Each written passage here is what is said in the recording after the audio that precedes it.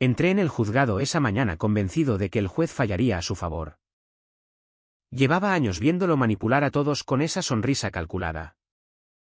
La misma que usó para convencerme de que nuestro matrimonio era sólido mientras ya planeaba abandonarme por ella. No eres nada sin mí. Me había dicho la noche que lo descubrí. Con los mensajes en su teléfono iluminando su rostro como una confesión involuntaria. Nada. Como si los 15 años juntos. La casa que construimos en las afueras de Madrid. Los sacrificios que hice por su carrera en la empresa familiar. No valieran más que un capricho pasajero. Me senté en la sala. Las manos apretadas sobre el regazo para que no temblaran. Él estaba allí. Impecable en su traje. Charlando con su abogado como si esto fuera una formalidad más. Yo había pedido la divorcio contencioso porque no podía aceptar el mutuo acuerdo que proponía. Él se quedaba con la mayor parte de los bienes. Alegando que yo no había contribuido lo suficiente. Que mi trabajo como profesora era secundario. Secundario. Después de renunciar a ascensos para cuidar de nuestra hija. De soportar sus ausencias prolongadas por viajes de negocios que ahora sabía eran excusas para verla a ella. El juez entró. Y el silencio se hizo denso. Pensé que todo se inclinaría hacia él. Como siempre. Su familia tenía contactos. Dinero viejo de Castilla. Influencias en los círculos que importan. Yo solo tenía pruebas, capturas de conversaciones. Transferencias bancarias a cuentas que no eran nuestras. Testigos que habían visto sus escapadas. Pero en España. La infidelidad ya no es causa automática, desde la ley del 2005. Todo se reduce a compensaciones económicas. Custodia. ¿Y quién demuestra más daño? Él lo sabía. Por eso sonreía. ¿Por qué no grité antes? Me lo pregunto cada noche desde que lo supe. Al principio.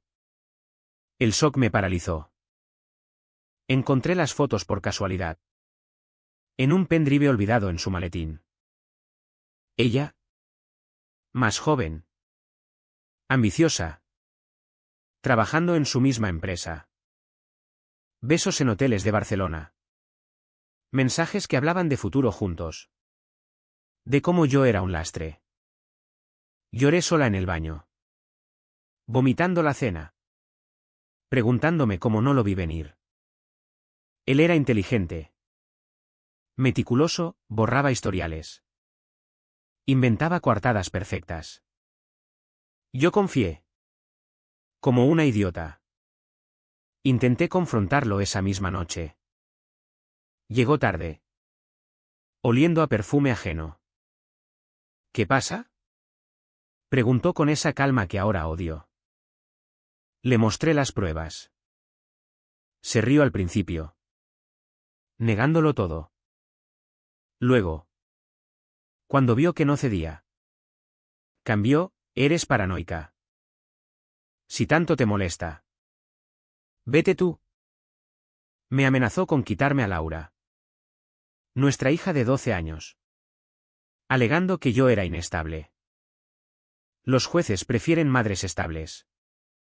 Pero si te pones histérica. Y yo callé. Por Laura. Por no destrozar su mundo de golpe. Los meses siguientes fueron un infierno silencioso. Fingí normalidad en casa, cenas familiares. Fines de semana en el retiro. Mientras por dentro me pudría. Él seguía viéndola. Lo sé porque empecé a vigilarlo. No por celos enfermizos. Sino por necesidad de entender. ¿Cómo podía ser tan frío? Creció en una familia tradicional. Católica de fachada. Donde el hombre manda y la mujer soporta. Pero él era moderno. O eso decía, defendía la igualdad en cenas con amigos. Mientras me reducía a ama de casa encubierta. Me convencí de que el tiempo lo arreglaría. Que se cansaría de ella. Que volvería a mi arrepentido. Error. Una mañana. Me anunció que quería el divorcio.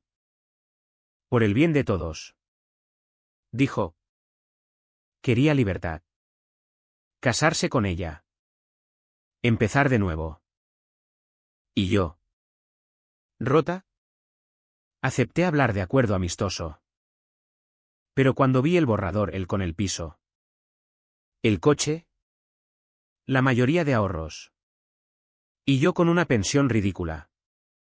Algo se quebró dentro. No fue rabia explosiva. Fue algo más frío. Más profundo. Empecé a observar. A anotar sus hábitos. Sus mentiras pequeñas que antes ignoraba. Sus llamadas disfrazadas de trabajo. Sus salidas con amigos. Contraté a un detective privado. No por impulsividad, sino porque necesitaba armas reales. En España, la infidelidad no penaliza. Pero sí puede influir en la compensación si hay mala fe. Si se demuestra ocultación de bienes. Laura notaba la tensión. Papá está raro. Me dijo una vez. Con ojos asustados. Le mentí. Diciendo que eran problemas de adultos. Pero por dentro. Me odiaba por eso. ¿Cuánto daño le estaba haciendo mi silencio? Imaginaba su futuro, un padre que la usaría como trofeo en su nueva vida perfecta. Una madre resentida. No. No podía permitirlo. En el juzgado.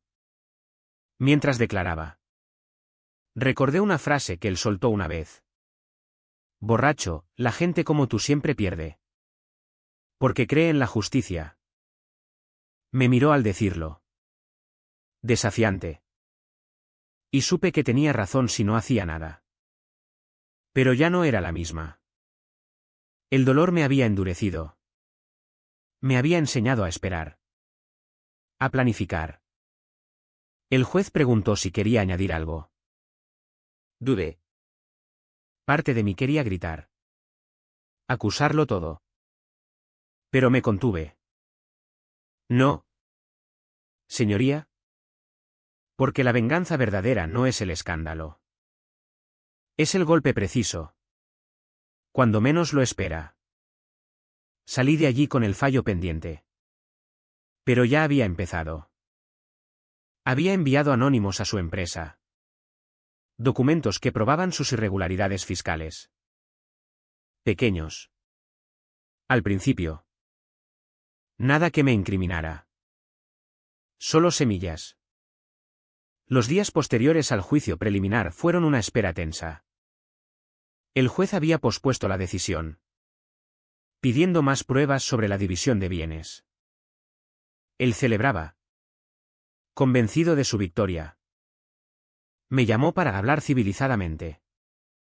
Proponiendo un acuerdo mejor, me daría el piso pequeño en Vallecas. A cambio de que retirara las acusaciones de ocultación. Rechacé. Por teléfono. Mi voz sonó firme. Algo que me sorprendió. Prefiero que decida el juez. Colgué antes de que respondiera. Por dentro. Temblaba. ¿Era esto valentía o estupidez? Perderlo todo por orgullo. Pero no era orgullo. Era la certeza de que ceder significaba validar su traición. Enseñarle a Laura que los débiles se apartan. Empecé a documentar todo con meticulosidad. Copias de correos suyos en la empresa. Donde usaba fondos para viajes personales con ella. En España, el régimen de gananciales obliga a transparencia. Pero él había creado sociedades paralelas. Transfiriendo dinero antes de pedir divorcio. Lo descubrí gracias al detective, facturas falsas. Cuentas en Andorra. Nada ilegal del todo. Pero suficiente para cuestionar su buena fe. Me costaba dormir. Me levantaba a las 3 de la mañana. Revisando papeles. Imaginando escenarios. ¿Y si fallaba? ¿Y si él contraatacaba? ¿Pintándome como obsesiva? Su abogado era bueno. Especializado en familias pudientes. Podía torcerlo todo. Laura preguntaba por qué papá no venía a casa. Está ocupado. ¿Mentía? Ella. Intuitiva. No insistía. Pero sus notas en el colegio bajaron. La culpa me carcomía. ¿Valía la pena este sufrimiento por venganza? Parte de mí quería parar. Firmar y olvidar. Ser la madre fuerte que prioriza la paz. Pero otra voz. Más oscura. Susurraba, el silencio no salva a nadie. Si él ganaba. Laura crecería viendo cómo los hombres como él pisotean sin consecuencia. Lo vi con ella una tarde. En un café del centro. Los observé desde lejos. Ocultando tras un periódico. Reían. Planeaban su boda probablemente. Él parecía feliz. Liberado. Ella. Triunfante. Me invadió una náusea fría. No celos ya. Sino desprecio puro. Como había subestimado su ambición. Ella sabía que estaba casado. Pero lo vio como oportunidad, ascenso en la empresa.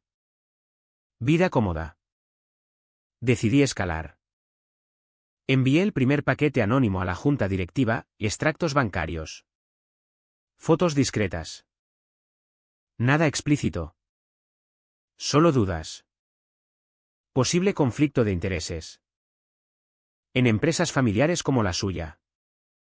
La reputación lo es todo. Días después.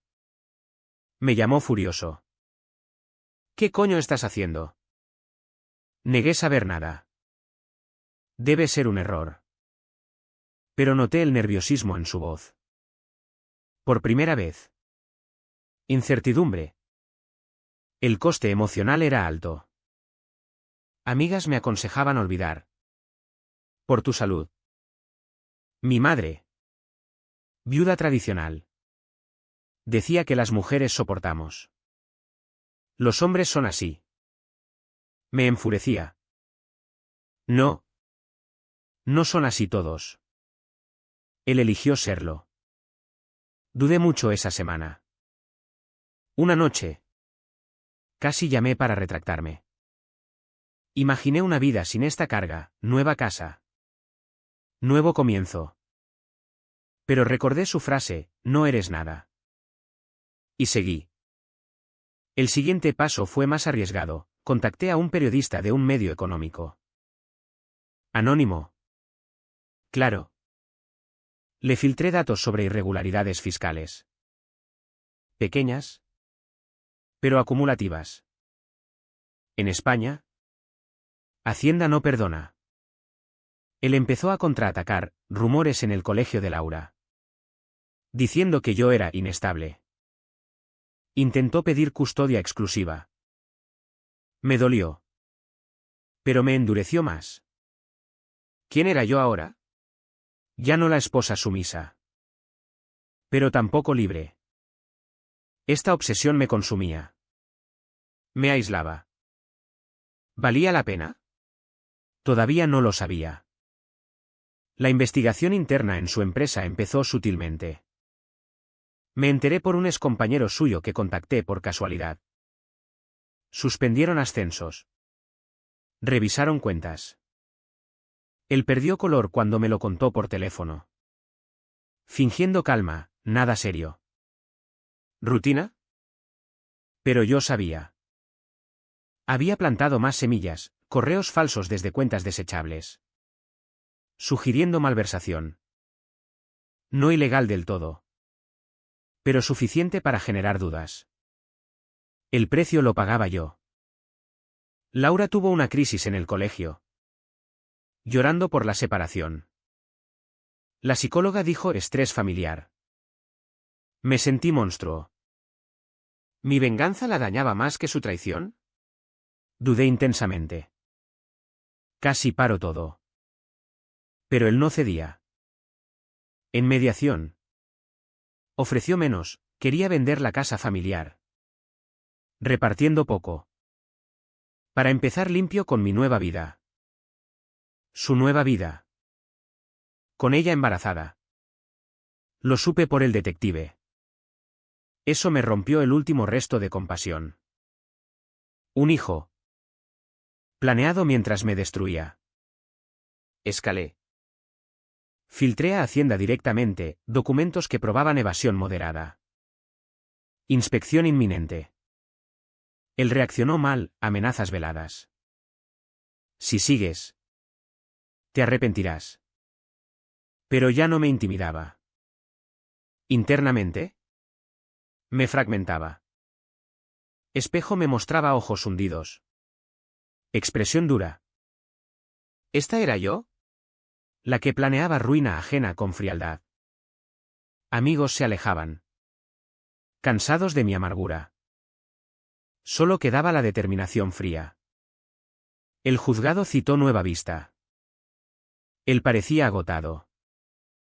Primera grieta. ¿Podía parar? No. El punto de no retorno pasado. La inspección de Hacienda llegó. Multa substancial. Investigación penal posible. Su familia presionó. Reputación en juego. En juzgado. Cambió tono, propuso acuerdo generoso. Más bienes para mí. Custodia compartida real. Rechacé. Quería más.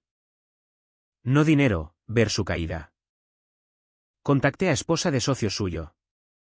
Enviando pruebas de affair que afectaba a empresa. Divorcio paralelo. Caos. Ella lo dejó. Aborto rumorado. ¿Él solo? Me llamó suplicando. Por Laura. Ironía. Ahora invocaba hija. Dudé fuerte. Victoria cerca. Pero vacío dentro. ¿Qué ganaba? Seguí. Último golpe, pruebas completas a fiscalía por fraude. Detención temporal. Noticias locales, empresario madrileño investigado. Laura sufrió. Preguntas difíciles. Culpa abrumadora. ¿Valió? El destruido, trabajo perdido. Amigos huyeron. ¿Solo? Yo gané divorcio favorable. Pero perdida humanidad. Reconstrucción lenta. Casa mía. Laura conmigo mayor tiempo. Él visitaba supervisado. Roto. Pidiendo perdón.